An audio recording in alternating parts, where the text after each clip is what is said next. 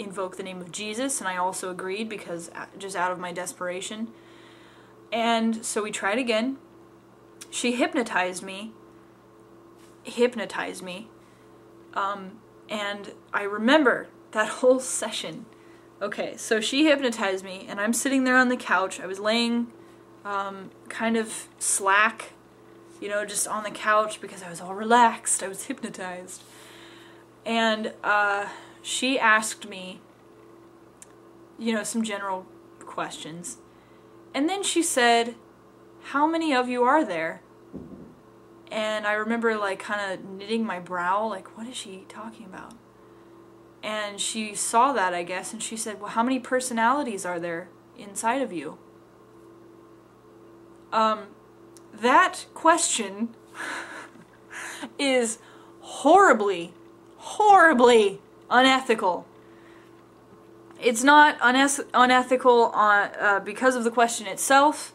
It's unethical because I made no mention of feeling like I had multiple personalities or that I was losing time. As far as I know, I never gave her any reason to think that I had multiple personality disorder. But all of a sudden, here it is, guys. Her idea was that I had been so traumatized in my past that the only explanation for why I was refusing that my father had sexually abused me was that there had to be some other personality that was compartmentalizing the pain. That was the only explanation she could come up with. That was it. So I played along. I don't remember how many personalities I said I had, but she asked me to name all of them, and I gave all of them names. While this is going on, I was sobbing. I was absolutely sobbing. And then she asked me, she asked my personalities, which one of you is holding the memory where Cambridge was in her room being yelled at by her father? And I said Rufus, which is a badass name, but now I don't like it anymore because I associate it with this terrible memory, this terrible false memory.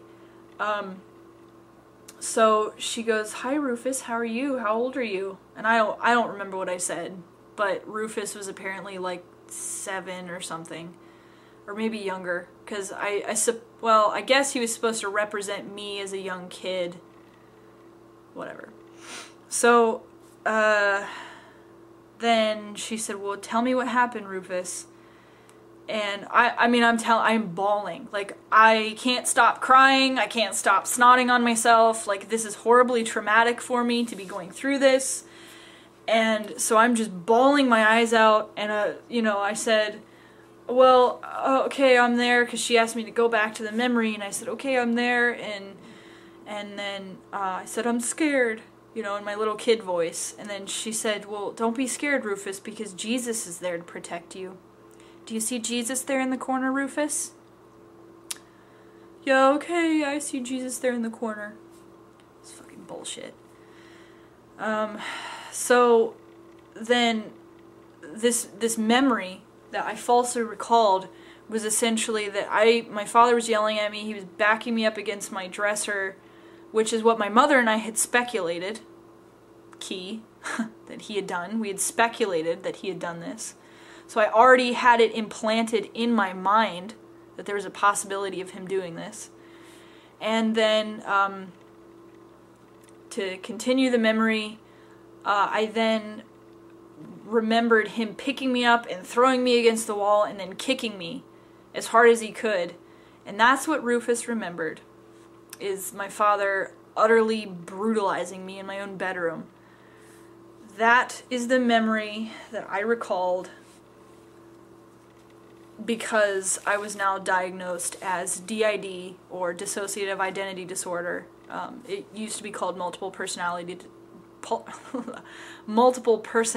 disorder. And that was my new diagnosis. So, I left that session. I felt fucking terrible. I felt so horrible having remembered that. I'm not gonna say that DID doesn't exist. I think that there is evidence on both sides. I am going to say that I think dissociative identity disorder is probably one of the most rare personality disorder ever. I also want to say that it doesn't really exist outside of the Western culture. So I just want to say that. Definitely, I don't have multiple personality disorder, no matter which way you look at it. What happened was she asked me a leading question, and because I had formed such a relationship with her, such a close relationship with her, I felt, I wanted to validate her assumptions as a patient. And that's what I did. And also, it's a lot easier to feel like you've solved your problems.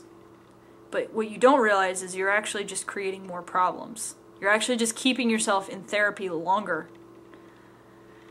And so the next session that I went to her, I told her that I didn't think that what had happened was real. I said, I don't really think that you hypnotize me, and I don't think that I have multiple personalities. I don't think that the whole thing actually worked. I think that because I felt awake the whole time, is what I told her. And she said, well, yeah, that's normal. It's just that, you know, you're yourself, you're there, and you're recalling memories. She gave me some other kind of flighty answer. I'm not too sure, but so from then on, I said, or she kept trying to get me to do more theophostic counseling and do some more memory regression, and I refused. I outright refused because I didn't feel like it was real, and I didn't feel like it had actually happened, and that what I was recalling was false. I knew these things after they happened. And she just kept pushing the point, and I kept saying, no, I don't want to do regression therapy again. I don't want to ask Jesus for anything.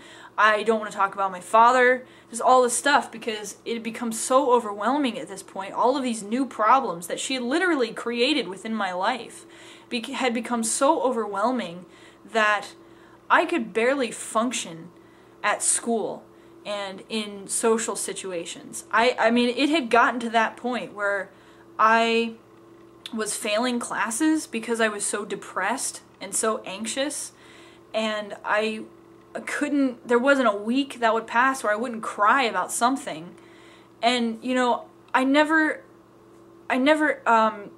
took ownership of those things because I was told not to.